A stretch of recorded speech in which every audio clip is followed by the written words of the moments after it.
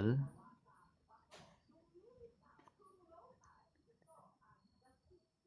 And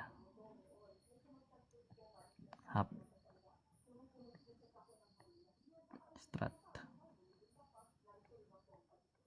Pag magmumultiply naman to, kunyari 14 times 15.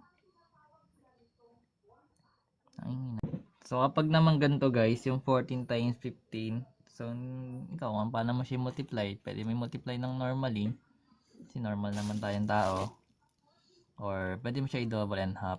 Pero dapat ang i-double mo guys, or yung i-half mo, is yung kaya mo ma-divide by 2. Kasi kapag dinivide mo yung 15, may decimal yan. So yung gagawin mo sa half, i-half mo yung 14 kasi siya yung even. So pag inap natin yung 14, that is 7.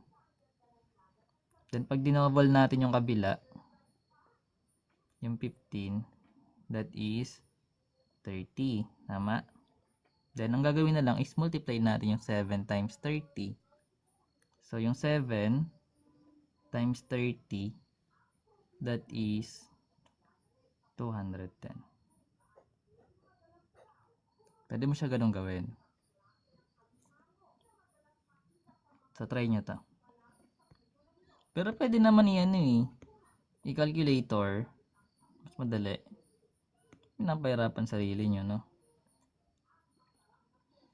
Diba? Or mas madali, multiply mo siya ng yung ganyan, no? Mabilis pa nga ako mag-compute ng ganun kasi nantok na ako So, try natin yung 16 times 25. Ang sagot